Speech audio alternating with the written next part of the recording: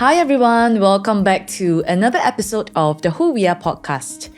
There are some people we think we know because we have seen them for years on screen, in headlines, in roles that made us feel something. But behind every polished image is a person navigating life with the same questions, the same heartbreaks, and the same quiet hopes. Today, I have the honor of sitting down with the woman behind one of Singapore's most recognizable names, Rebecca Lim.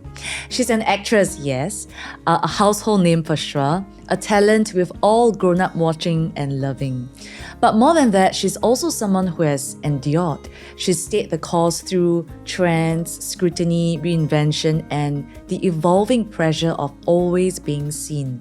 She's also walked through seasons of love, loss, friendship breakups, and personal unraveling, and emerged stronger, softer, and more certain of who she is. So this isn't just an interview, it's Rebecca, not as you've seen her, but as you've never heard her before. So welcome back! Hi Rachel. Hi everyone. Welcome to the show. Thanks for having me. How are you feeling? A little nervous, but also excited. Yes, thank you so much for coming in. And before we start, maybe I thought we can start with maybe a little bit more light-hearted, quick-fire questions. Sure. The first thing that comes to your mind, okay? Okay. So, Bex, what is perhaps the most ridiculous thing you've had to do for a role? Wow. Is Most ridiculous there? thing. I think the first thing that comes to mind would be to be out at sea for full 4.5 months. And I have major motion sickness. So that drama was quite a torturous one for me because I play like a police coast guard. Yes. And with my motion sickness, basically every day the crew was betting, okay, what time is Rebecca going to puke? Oh no! So you definitely puked. Yeah, definitely every single day for 4.5 months. And you had to endure that. Definitely, Wow. yeah. So that I would say would be the most Craziest ridiculous thing. Yeah. Wow. Okay.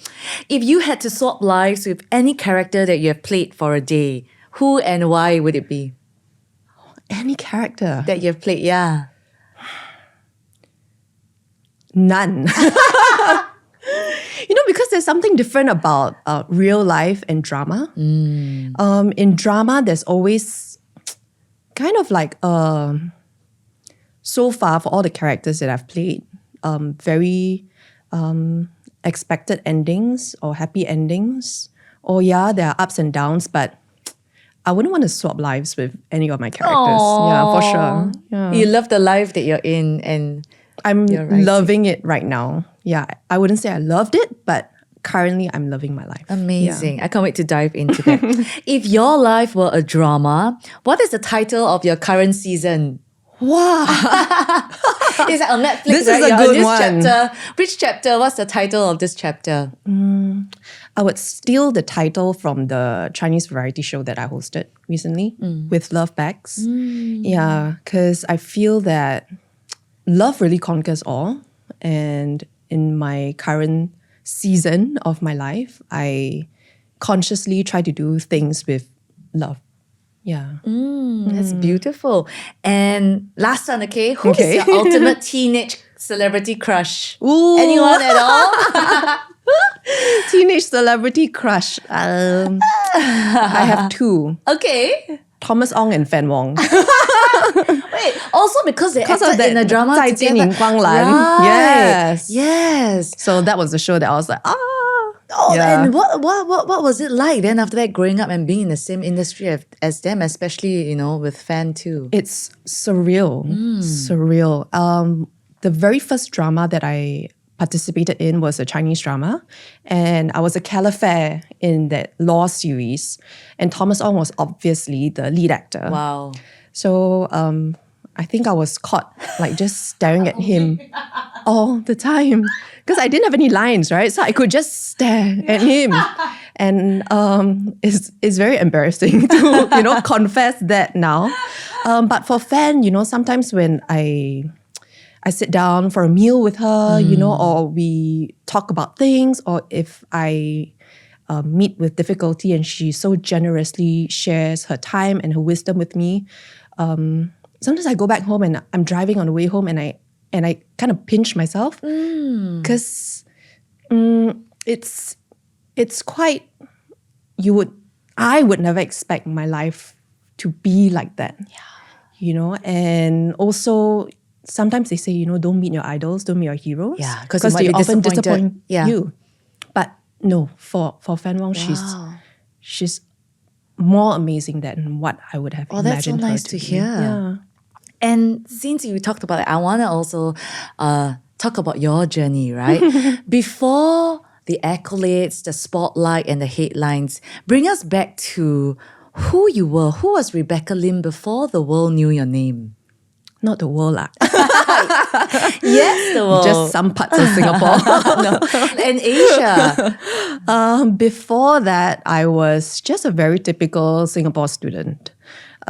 Growing up in a very traditional family, my parents were very, I would say they were very strict with me growing up, but also because I deserved it. I was the middle child.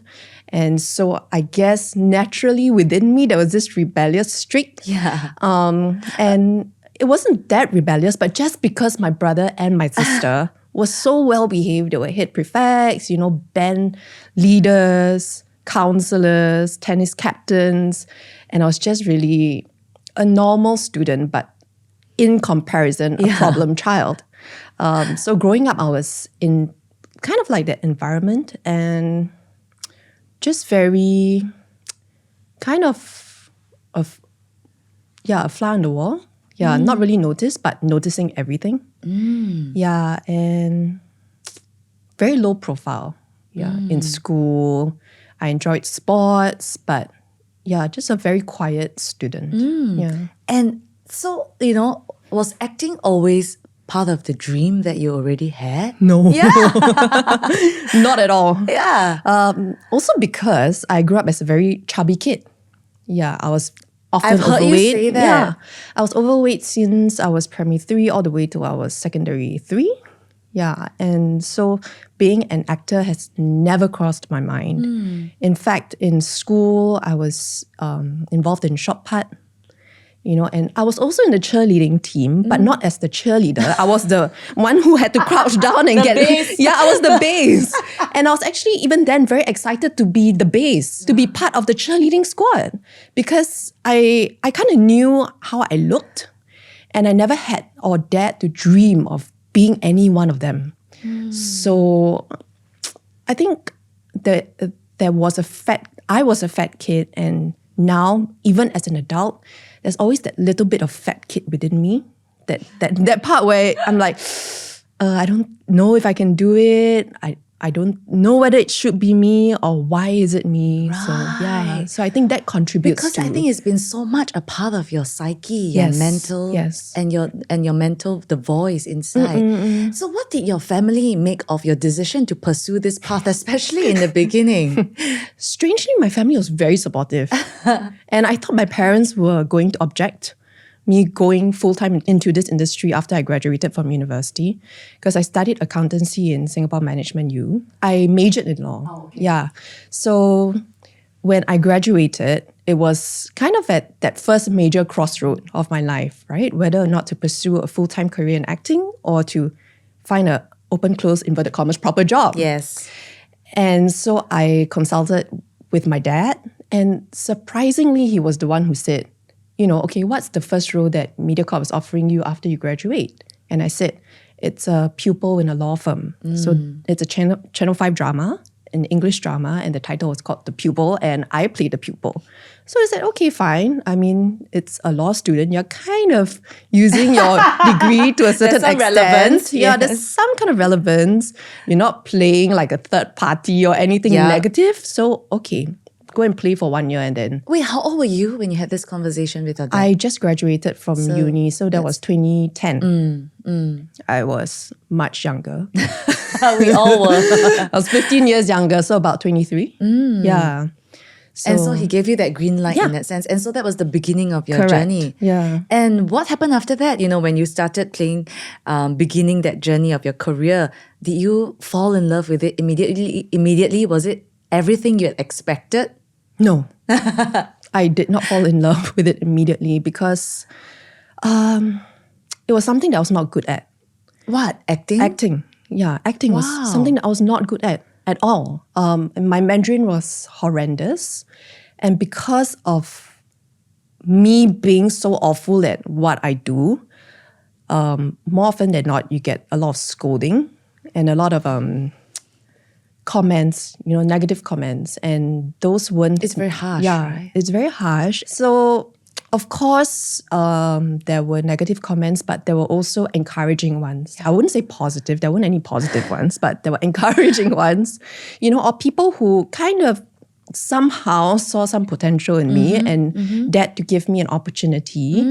Then things started to lead from one thing to another. That's the thing where even though, as you said, in your words that perhaps you were not good at acting and your Mandarin wasn't as good, but someone gave you that opportunity with that role. It really reminded me back of, Reese Witherspoon. And she gave this interview with Adam Grant where she also shared that, in her famous movie, Walk the Line, Yes. she said every day she had imposter syndrome and self-doubts, and like she told herself she's not good enough for this role.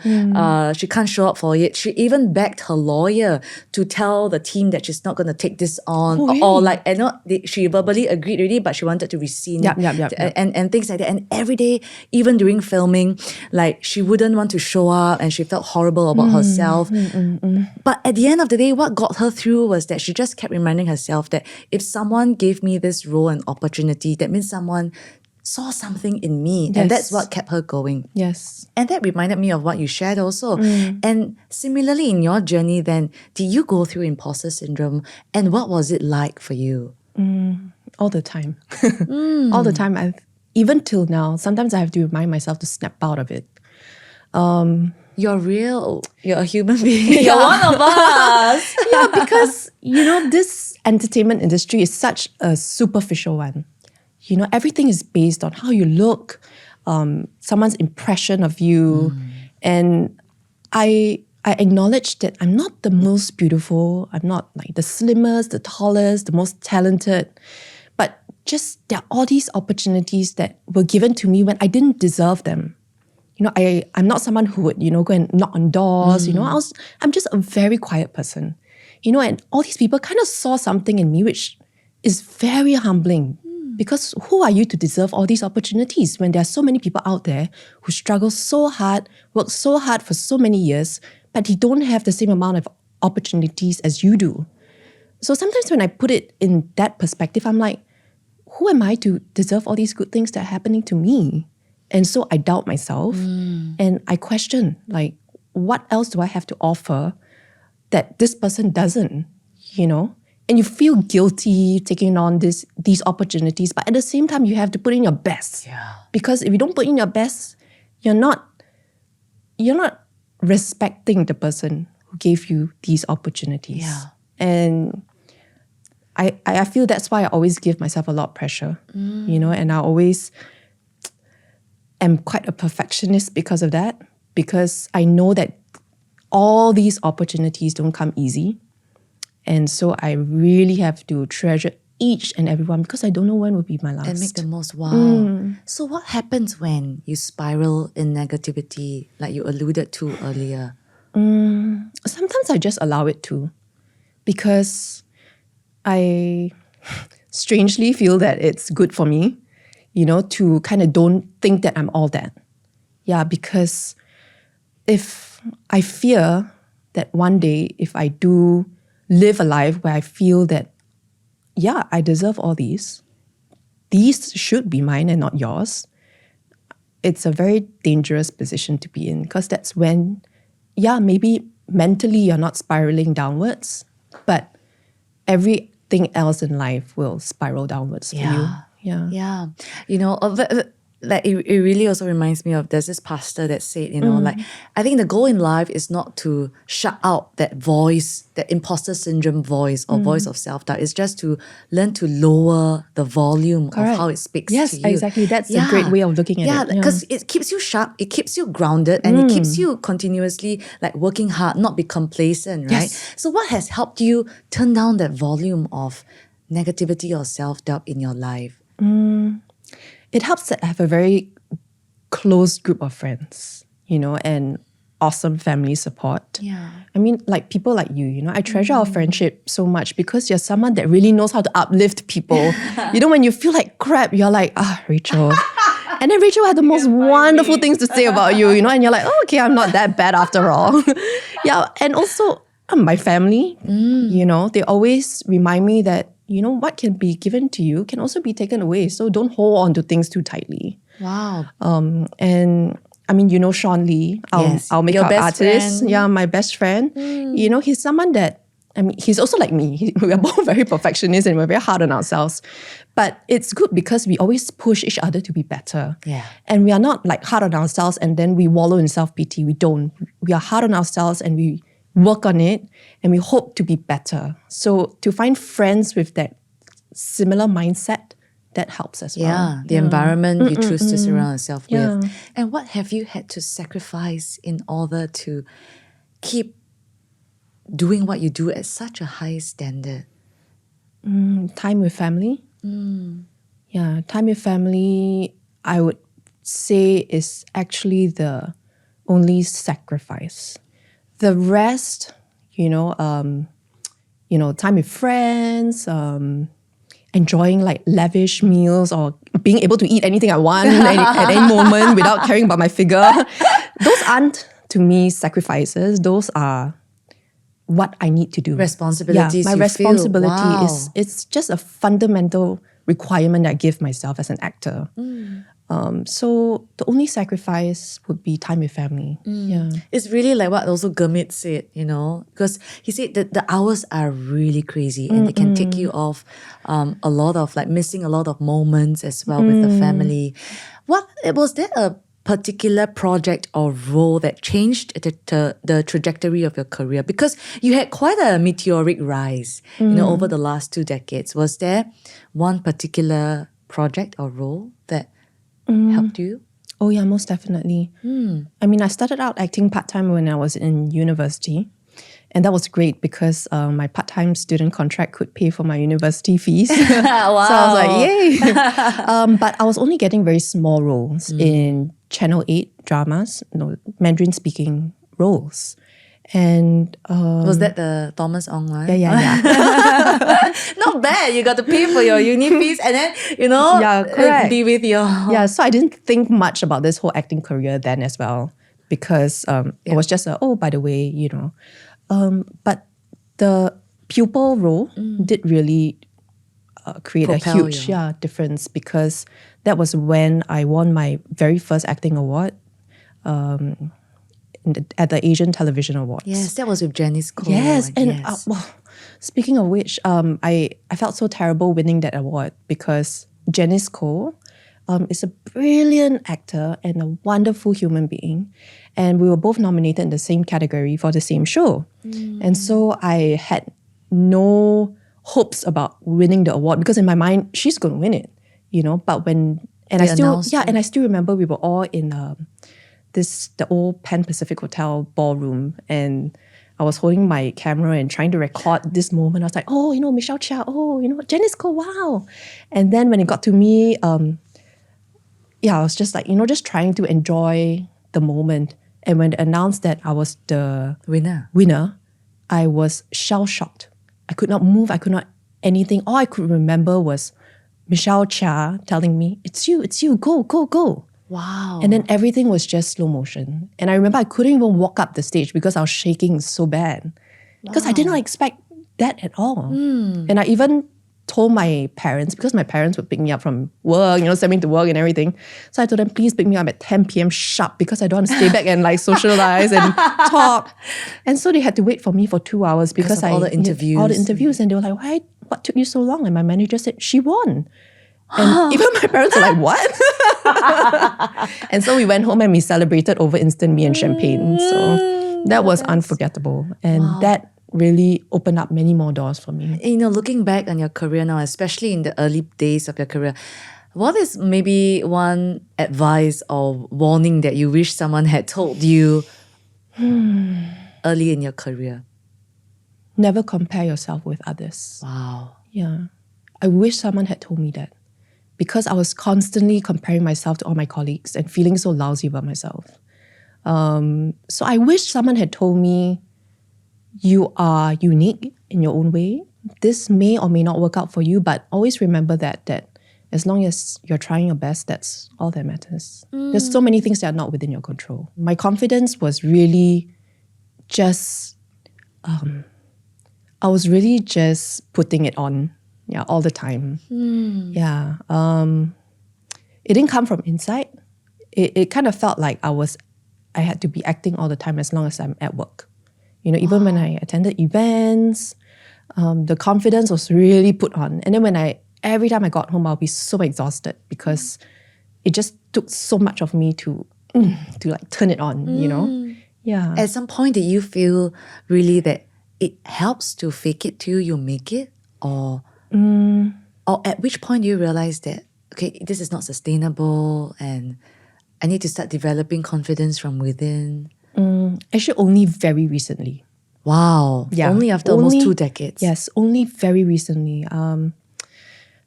I wish I thought more about my mental health before this, but no. Yeah, I thought of like, just because I have all these opportunities, I have to keep going. I just have to do it. Like, even if there's nothing in me anymore, I just have to show up and be great, or at least feel like I did my best. But only recently, and I would say motherhood really changed everything. Only when I was pregnant, and then suddenly it was the first time I had to say no to a job. And through my almost 20 years, I've never said no to anything before. And my manager would know that I've never taken MC for more than 5 times in my entire 20 years. Wow. Yeah, because even if I was sick and even if I was not feeling well, even if I had a family emergency at home, I would just show up. Because it's the nature of the job. You're not the only one that's involved. You're 20 over people. Right. The show has to go on. So you have to show up. Yeah, it has to go on. So it was only when I was pregnant and I had to say no. And suddenly I felt like, is this whole motherhood thing going to take away everything that I've worked so hard for? Yeah. And suddenly I'm left at home by myself because my husband is at work. And then looking through my Instagram, I'm like, who am I? I don't know. Who am I? I'm an actress, yes. I attend events. Yeah, I've won awards. But who is Rebecca without all these? I don't know. So that was my first wake-up call. Like, okay, I need to really sit down and dive deeper into who I am. Before that, I wish I was like you, Rachel. I would think deep, and think, oh, what does this mean to me? What does this not? But I've never. I really just go all the way. And I've never had the time to really sit down and, digest and think about things. But I'm so glad that life gave you this opportunity to be able to do that. And you really also took it in your stride. Yes. Because it's never too late, Rex. Yeah, it is never too late. And I'm glad that it's now. Maybe it is the right time because I have hopefully the maturity, Yes. to deal with who I am, the ugly parts of me, the strengths, the weaknesses, and to be honest and embrace every single part of me. Yeah. How has that inward journey been like for yourself? Like, it's not easy and it can be uncomfortable to confront these parts of ourselves that we tend to either hide away or bury or, don't want to address it. How has that journey been for you? It has been very necessary. It has been, I would say, beneficial in more ways than I thought. Initially, when I went about trying to really find out, okay, who am I? I was actually a bit scared because I thought to myself, if one day I were to lose my job, I were to lose this part of me that I've been working so hard for, would my husband still love me? Would my mom still love me? Will my friends still want to hang out with me? So all these are questions that were very confrontational. Yeah. And I'm not a confrontational person. So to be able to have to be confrontational with myself was very challenging. And I constantly had to seek a lot of validation from my poor husband, Matthew. Because a lot of times I would ask him, if I'm not beautiful anymore, will you still love me? If I'm not an actor anymore, will you still love me? He's like, yes, of course, you know. Bex. Yeah, so a lot of soul searching, and it's been great. Yeah. What have you discovered about yourself that you are really pleasantly surprised and proud of? Previously, up to I got pregnant, I would pride myself in the role as an actor and also a role as a caregiver. Caregiver for my dad because he had a terrible stroke when he was 60, and he was bedridden for 8+ years till he passed. So I guess that also contributes to why I didn't really have the time and the luxury, so to speak, to evaluate my life decisions and where I was heading towards or what certain milestones in my life meant. But after he passed, and also at the same time when I realized I was pregnant, suddenly I had a lot of time to do so. I still pride myself in being not a great actor, but a hardworking one. You are a great actress. But also primarily a good daughter, a sister, wife, and hopefully a good mom. Yeah. Thanks for sharing that, Bex. And you have also in your journey weathered seasons of like intense public scrutiny, like you mentioned earlier, not just in your life, but also in different aspects of your life, like in relationships, romantic and non-romantic as well. What has that taught you, and how has that journey been like? I am very thankful that I'm in a very good situation right now. So whenever I look back at all these past relationships, friendships, I can be at a stage in my life where I am grateful that things did not work out the way I wanted them to. Yeah. In some way, as my mom would always say, God is protecting me somehow. Yeah. You may not feel it or know it there and then. Correct. And because of all these things that have happened throughout my career, it has also taught me what I really want in a relationship, what is a big no-no, and what I would treasure a lot more. And also it really proves and shows you right in your face who your true friends are. Because these situations where you are put under public scrutiny, there are people who may use it to their favor, or there are people who are seemingly concerned but are actually just very, we would say, kepo. Yeah. So you can really know who are the genuine ones and who are not. So I'm also very thankful for the seemingly bad seasons in my life that have really helped me to cut down my circle of friends, which I feel was a necessary thing to do. And it has really helped me to grow in some way as a person, made me a lot stronger than I used to be. Because Bex, I always wonder, like, you have been loved, so admired, but also rumored about, speculated on. How do you protect your peace? Especially when people talk about you like they know your story or they know fully what's going on. How do you protect your peace? Wow, there are many times when things are being said and you really feel the urge to say something back. Yeah. Or you really feel the urge to clarify that falsehood about you or some kind of misunderstanding or false reporting. Yeah. And there's this urge within you to say something because it's not right, or you don't know the full story, Exactly. But I've always been a quiet person. And I think that benefited me in more ways than I thought. So maybe in that moment, I feel the urge too, but I'm just so scared to say anything. I don't have the courage to speak out, to speak my truth. But looking back, I feel my silence helped me and protected me, protected my peace, because who are the people who really matter? My family, my very close friends, myself. And as long as we are the ones who know the truth, that's all that matters. Yeah. And I always say, time will tell.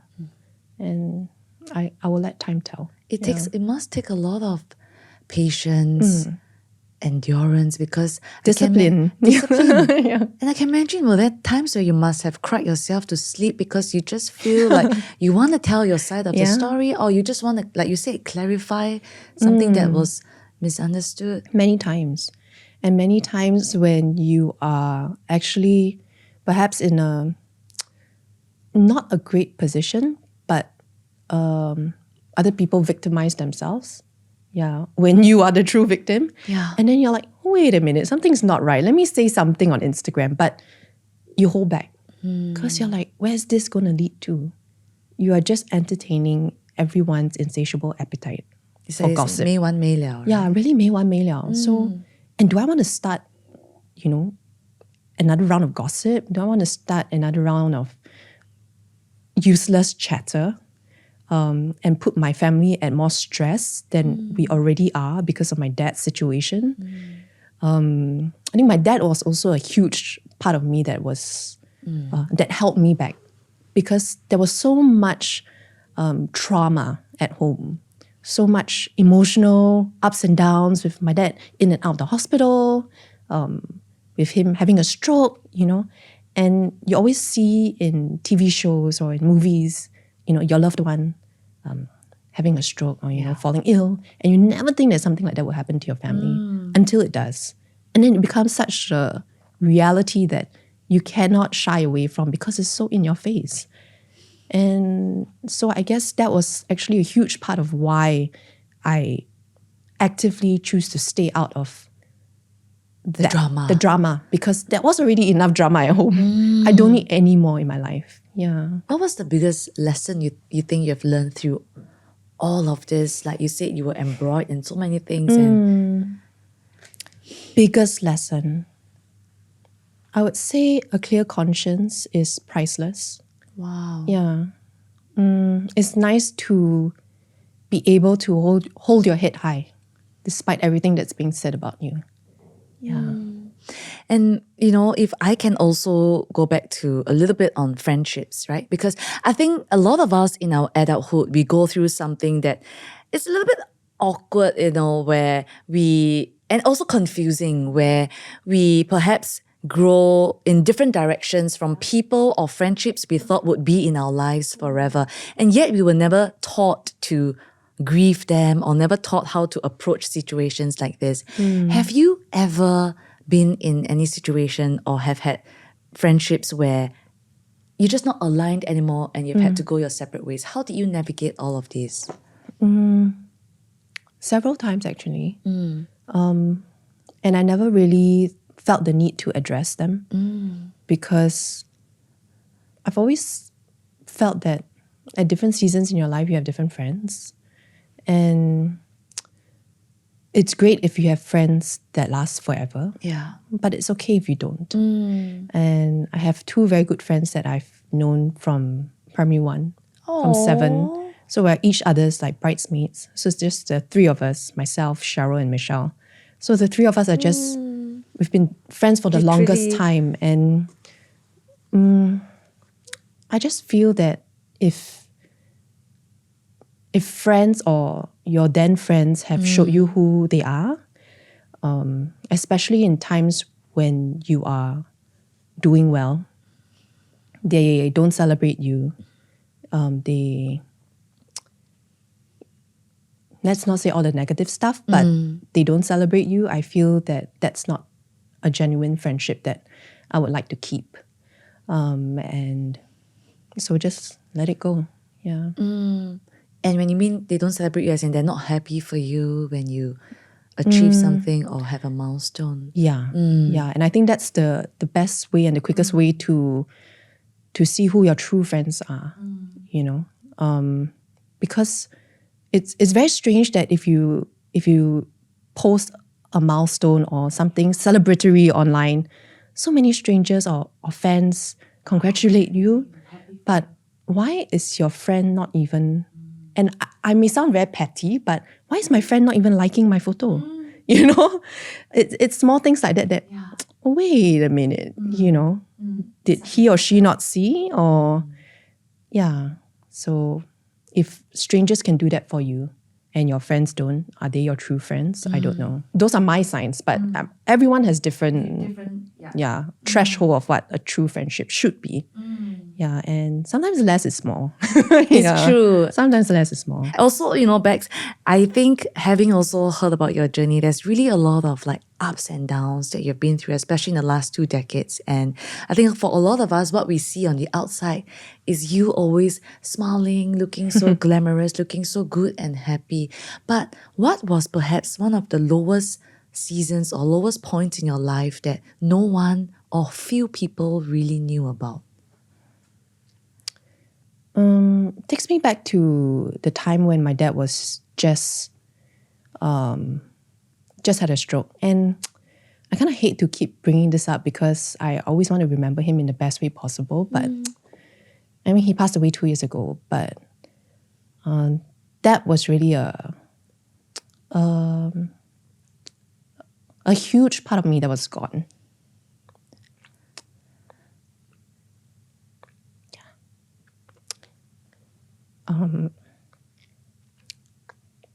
Sorry, yeah. It's okay. So I remember I had to film a comedy. It's called The Lead. It's the Chinese title is 地主角, and we were filming in a fish farm. And the scene was me with my 3 other good friends in the show. And we were supposed to like talk about our dreams and like, yes, you know, one day I'm going to be the best actress in the world. And I announced it, you know, in a very over the top manner, like, 总有一天我一定会是第一主角. And right before the cameras rolled, I received a message from my brother. I remember very clearly that is no good. That's all it said. And it was like a tear dropped from my eye. And then I heard cameras rolling. Action. I keep my phone. And 总有一天我一定会是第一主角. That was the hardest thing I had to say. And it was very ironic because here I am acting in a role where I want to be the best actress, but my dad was fighting for his life. Yeah. And that was the beginning of your dad's diagnosis. Yeah. What did your dad represent in your life, Bex? Such a wonderful question. What did my dad represent in my life? Courage.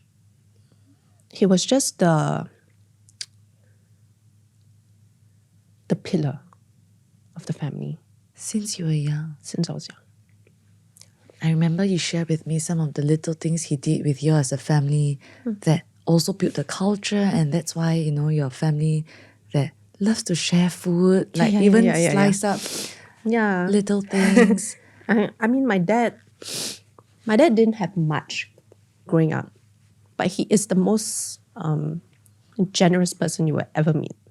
Generous with the little that we had, but also generous with his time. Yeah, I'm so sorry. Don't be sorry, Bex. Yeah. And yeah, he's just someone that I really look up to. He's haven't had the best of health since I was in primary school, but he's always, through the pain and through his suffering, always found ways to make his children laugh. Yeah. Even Even when he before his before a major operation, he would crack a joke. What a man. He would pack his luggage for his hospital stay. Half would be his clothes. The other half would be tidbits for his children, because we would come and visit him, and then he'd be like, "Ta-da! All the tidbits for you guys." Yeah. What a So man. my dad was Such a man. very selfless. And one thing that he really taught me was it's very nice to be important, but more important to be nice. Yeah, and that has stuck with me since I was a little girl. It's very nice to be important, but it's more important to be nice. Wow. And always treat everyone the way you want to be treated. So I can still hear his voice, saying that, and my mom's voice as well. So, treat others the way you want to be treated, So those are the values that I grew up with. Yeah. Yeah. If he was still alive today, what do you think he would be most proud of you for, Bex? Being a mother. Yeah, for sure. I'm sure he would have been very happy that my acting career kind of happened. A great one. But I believe he would be most proud that I'm trying my best to be the best mother that I can be. Yeah. And it's so beautiful that when he passed, immediately after, you and your sister found out that you were pregnant. Yeah. Yeah. So what a gift. It's almost So like we kind of believe, or maybe it feels better for us this way, that Daddy probably could leave in peace because he knew that we were all in safe hands and that we are all in a position that he doesn't need to worry about us anymore. Yeah. And a lot of my uncles and my relatives will always say, "You are the problem one. Your dad's the one that's always worried about you." But so that was what happened when I got married. A lot of my relatives would say that, how worried your dad was. Blah, blah, blah, blah, blah. I'm like, yeah, I know, guys. Let's move on. Yeah. And I also want to talk about motherhood for you. 2 years ago, you became a mom. Yes. And what has motherhood changed for you? Everything. I did not expect such a huge change in my life. Firstly, was it planned for? Have you always wanted to be a mom, and was this planned? No, I never had the urge to be a mom. I never had the desire to be a mother. I was very contented to be the fun tea in a family. The fun auntie, just play. And then when they cry, bye. I was very contented doing that, spoiling them, giving them the lollipop, ice cream, things that the parents will never allow them to eat. I love that role, but for some reason, I guess I met the right person at the right time. Matthew and I will always talk about it. If we have met each other maybe 10 years ago, our relationship might not have worked out. We met each other when we both were ready at the perfect time for each other. And what has Matthew brought into your life, you think? Peace. Yeah. Wow. Peace and security that I've never had. And the peace and the security that he gave me really made me like, maybe I can have a family with this man. Wow. And so for the first time in your life, you actually felt that it's possible. Yes. I think before that, I've had previous relationships, but I've never had the thought of, I want to have a child with this guy because this guy is maybe still a kid, Yeah, so... Yeah. So what was that like, Is it everything that you had expected and more? And are you loving it? Wow. I would say social media really gave me a false expectation of what motherhood is. It painted motherhood in such a picture-perfect way. And it's not.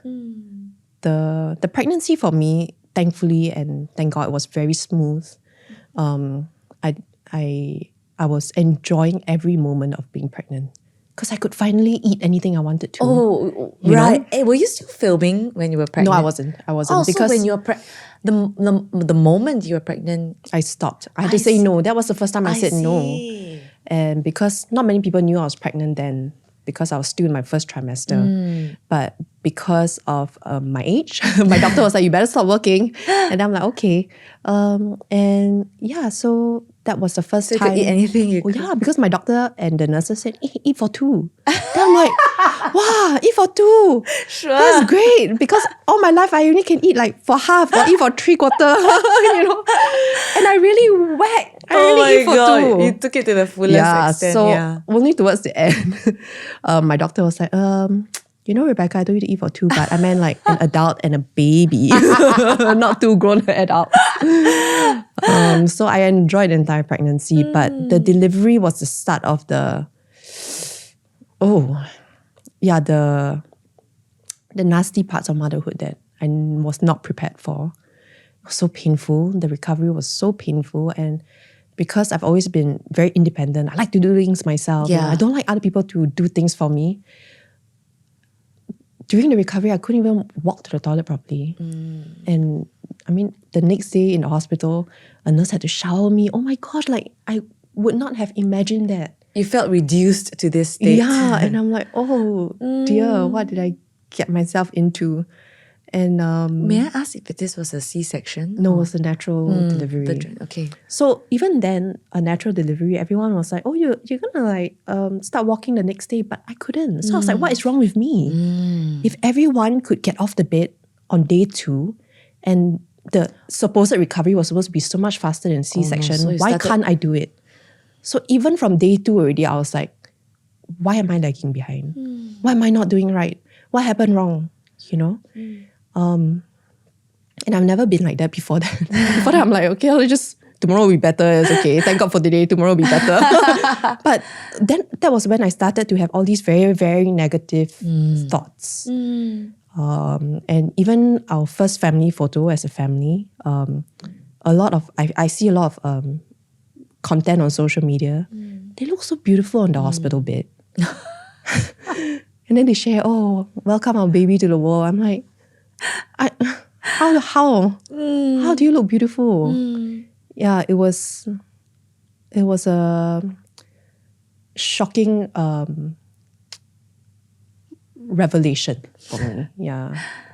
And getting back to shape, you know, and you're feeling so terrible all the time. You're perspiring. You're panting all the time, just out of the shower. You can finally shower, you know, after your confinement. And after the shower, you're perspiring again. You smell like milk, smell like saliva. Yeah. Like, you don't feel sexy at all, you know? Yes, Like, you feel absolutely. horrible. You feel like, don't Everything, touch yeah. me. No one comes to visit me. Nobody, nothing. I was in that state for quite a long time. And quite a long time, you mean a couple of months? A couple of months. Yeah. Yeah. Only the very, very, very close friends, like 1 or 2, would come. And even sometimes when family came, I was like, I'm sorry, y'all, just stop on yourselves. I just need to sleep. Yeah, I can imagine all that physical changes, major changes you're going through, plus hormonal, and and you also breastfed. Yeah. Yeah. How did you get through that after that, and did things improve from there on? Things definitely improved. And I think the only solution to all that is time. I just took my time, and not that I consciously took my time, but it just needed time. I just needed time to get to a better space, get to a better mindset. Didn't happen overnight. And yeah, now I'm in a relatively healthier mental space. Yeah. How long was your maternity leave? And how soon after did you have to go back to work? The first job that I took up after giving birth was 2 months. 2 months after giving 2 months birth? after giving birth. That was for the Star Awards. Yeah, and then my first hosting gig was 4 months after I gave birth for the second season of With Love Bags. Yeah, so that was tough. the Star Awards was tough. The hosting gig was tough because you are constantly face to face with all your female colleagues who look absolutely wonderfully gorgeous. You know? I mean, you just gave birth. Yeah, but you forget that because you're in a situation where you have to look good, but you don't. Yeah, but you don't. And you cannot give yourself the excuse, oh, because I just gave birth, thinking everybody will understand. Because there are people who gave birth after 1 month and they look wonderful. You know, but it's been 2 months. Why do I still look like that? Why can't I find a dress to fit into? You know, so these were the struggles that I was having deep down. And also I was still a relatively new breastfeeding mom. So after doing my hair and makeup, I had to rush up to level 9 of the TV station to pump and then come down, smelling of milk and everything. So it was a bad experience for me. Yeah. I remember you briefly sharing with me also that particular Star Awards. What was it like for you when you went through that? And you had to show up. I had to. It wasn't like I had to. I mean, I guess I could take MC now on hindsight. Your sixth MC in 20 years. No, but it wasn't me to do something like that. Yeah. And it was, I mean, Star Awards is really a night where we celebrate the local entertainment industry. And I wanted to be there to, I mean, I wasn't nominated at anything, but to celebrate my colleagues, you know, the production crew and everyone who has been working so hard while I was just at home eating for two. So that was my mindset going to it. But I underestimated the stress that I would have to have to turn up and to look good for the event. And on hindsight, I feel silly, being so pressured by that event because I really did just give birth 2 months ago and I shouldn't have had to be so harsh on myself. Yes. But you learn. Yeah. You know, Bex, I think a lot of us moms, we also go through mom guilt and constantly feel like, oh, are we doing enough? Are we good enough? You know, are we giving our child the best environment or anything, right? Do you also feel that mom guilt and constantly feeling like, oh no, am I missing moments, milestones? And how do you navigate all of that? Initially, when I first started filming this long form English drama, so it took 9 months. We just wrapped. So thank you. So when I started it, my son was about maybe 7 months old. The first 2 weeks of filming, I would be crying actually every day during lunch because during lunchtime, I would be pumping in the room by myself and having lunch by myself. And it's not because I was alone that I was crying. It was more of because I didn't feel 100% at work. Right. I don't know whether you experienced the brain fog after giving birth. Yes, for sure. Yeah, the brain fog. I could not memorize my lines as well as I did. And physically, you don't look 100%. So physically and mentally, you're not 100% at work. And then while I'm at work, I don't feel 100% of a mother because I'm leaving my son at home. So I'm not here, not there. I felt terrible. Yeah, so I felt guilty and inadequate as an actor and as a mother then. But it took a few months for me to slowly get back into the swing of things. And I really had to consciously make an effort to remind myself to be 100% present wherever I am. I think that's what motherhood has taught me. I love to that. be 100% present. So when I'm at work, I'm 100%. I don't think about my kid. I'm not one of those moms that look at the CCTV or anything. I've never actually looked at my CCTV because I just want to focus at my work. Yeah. And then when I'm at home, I leave my phone away. Sometimes my manager is calling me so many times. I'm like, I'm so sorry because my phone wasn't with me because I'm spending time with my son. And it has helped me so much because being at work and being 100% there, I'm recharging and refueling myself. so that when I go home, I can be 100% with my son. Yeah, if I'm neither here or there, I will forever be a 50% mother, 50% actor. And that has helped me find my new equilibrium in my life as a mom. Yeah. I love that because it's really also about being fully present wherever you're at. It's just like you. You have so many hats to wear. But every time I see you, you're very present. Yeah, and that's something that I'm still working at, and I'll have to learn from you. No, we all are. And thank you for sharing, Bex. And because I think it's also so a real struggle, and to hear it from you, and to also for us to know that, okay, Bex also, you do have to find a way to have to navigate that. And I love how you phrase it, like finding your new equilibrium and just embracing this new season that we're in with the roles that we play as well. Yeah. Yeah. And before being a mom, you always have this mindset or this concept that time waits for no one.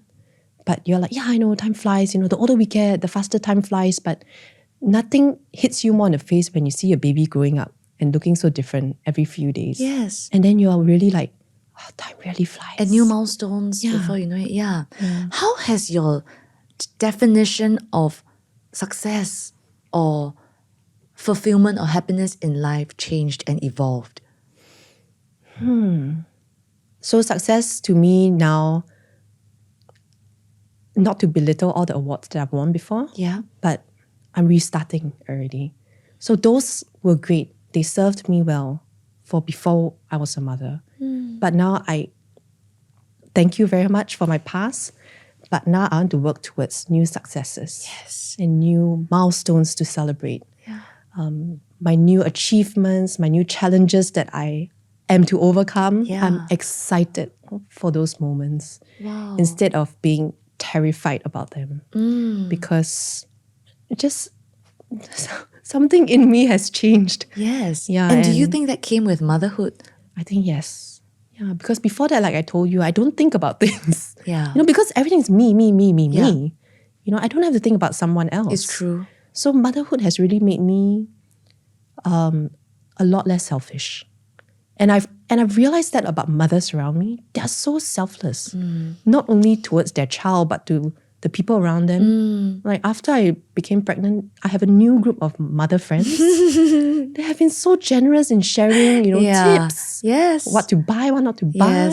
And it's just something within us that just wants the people around us to be better. Yeah. And at the same time, we want to be better for the people that we love. Yeah. And motherhood really expanded your world and everything in it. Yeah. Do you think you will try for a second? If you asked me 1 year ago, I'll say, no, are you crazy? Are you out of your mind? But now I'm like, maybe, we'll see. We'll see. One thing I wanted to touch on was also, like, just now you shared with us the pressure that you face during your pregnancy and postpartum. And because in your industry, especially, you are judged for how you look. How has your definition of beauty evolved, and does it still affect you so much today? My definition of beauty when I was first starting out in the industry was just to be as slim as possible and to look like everyone else. Yeah, I wanted to just look like everyone else. And I would scrutinize myself in the mirror and be like, my one eye is bigger than the other. My nose is not as high as the others around me. And there was a lot of unnecessary self-critique. But as the years went by, and like I said, and again, because I've surrounded myself with good people, they've really reminded me to embrace who I am and to age gracefully, in a situation or in an environment where there's so much emphasis on how you look. Yes. The most important thing is to age gracefully. Yeah, and they always, your heart reflects your face. Yeah. And as cliche as it sounds, if you have good thoughts, Yeah, how bad It can you shines look? through. Yeah.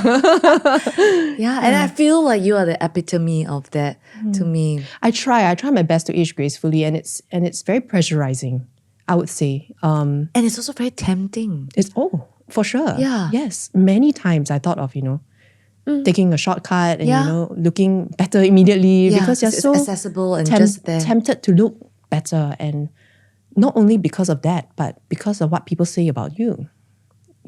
People say, maybe you should do this to your face, maybe you should this, maybe you should change your name, maybe you should remove the mole on your face, blah, blah, blah. So many things are being said about you all the time. And even sometimes when you look your best with makeup and hair, after 3 hours on the glam chair, you go for an event, people are like, yo, you look so tired. I'm like, Oh no. are you kidding me? I thought I looked beautiful and now you say I look tired. And then your self-esteem is like, meh.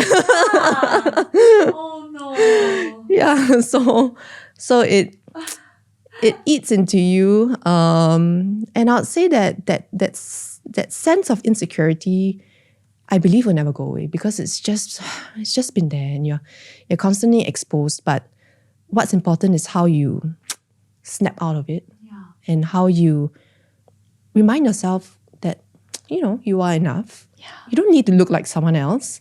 But if you want to do anything at all to your face, if it makes you feel better, why not? But don't I never ever criticize how other people look. Because I've always been criticized for how I look since I was a kid. And I know how that feels, so I never ever do that. Yeah. Having gone through everything that you've gone through also, the ups and downs of the journey, what would you say to younger Bex when she was just starting out on this journey, bright-eyed, innocent, and excited for the road ahead, and knowing everything that you know?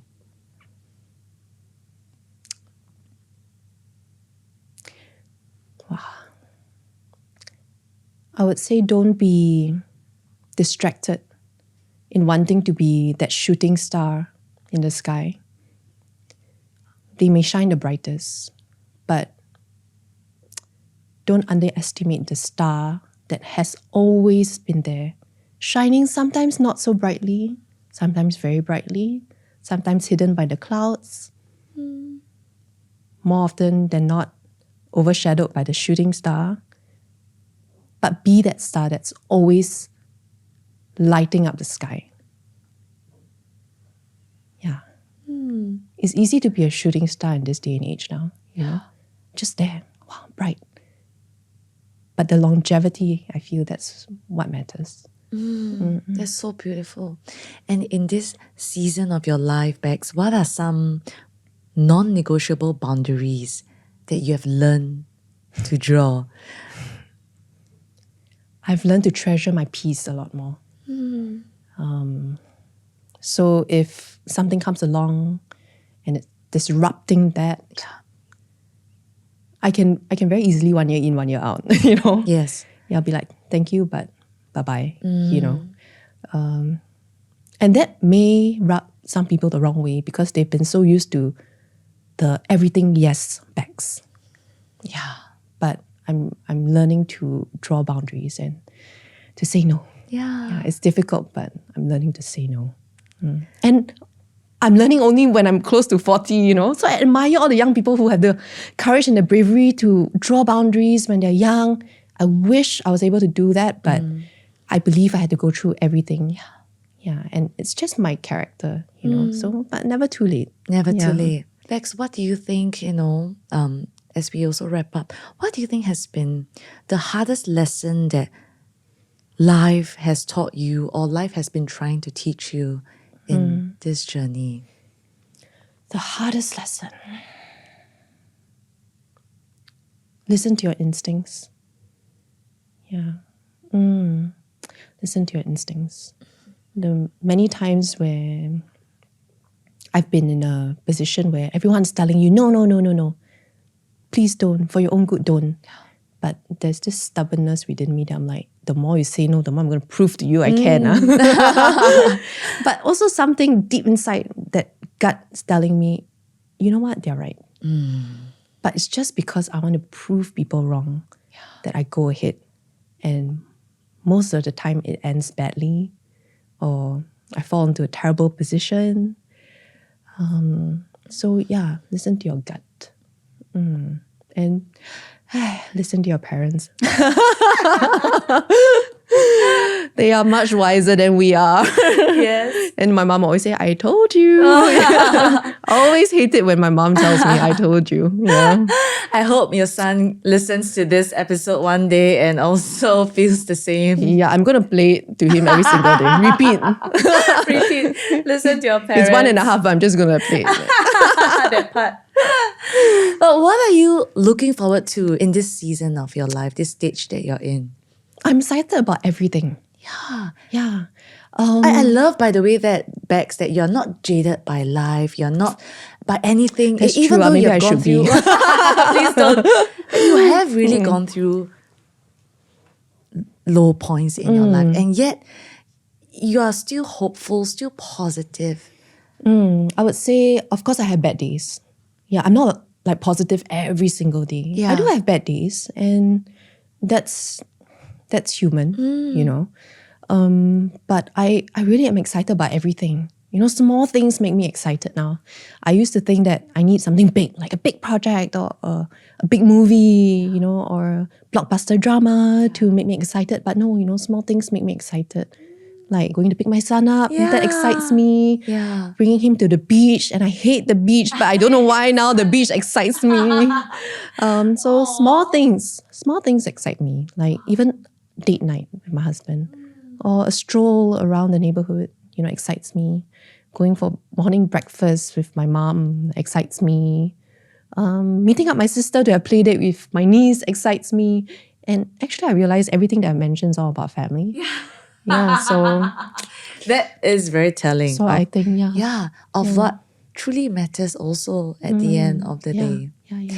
Is there something, a project coming up that we can all also look forward to? And you talked about maybe some of the 9-month filming that you had earlier. So that English drama will be premiering January 2026. So that will be my first acting sort of a comeback after a break for 3 years. And then I'll be on the big screens next year. Yeah, so that's something else that I'm excited about. Yes, that's really amazing. And lastly, Bex, you know, if you could have a message on the billboards of the biggest cities in the world, what would your message say and why? This is such a good one. I would say just treasure the ones you love. Yeah. Thank you so much, Bex, for sharing a part of yourself with us and being so real, so relatable, and so genuine. Thank you. We really love being with you, watching you. I love being with you, Rach. Like really. Yeah. Thank you so much for also coming to share with us. And we're so excited for what's to come for you. It's going to be great. And so excited to also watch you evolve into the woman that you're becoming. That's so inspiring to all of us. So thank you, Bex. And thank you for providing this safe space for me to do something like that. And you know I'm a fan of your podcast, right? I show you, right? I listen to all your podcasts. Yes. So, yeah. Thank you so much, Thank you for Bex. that. Yeah.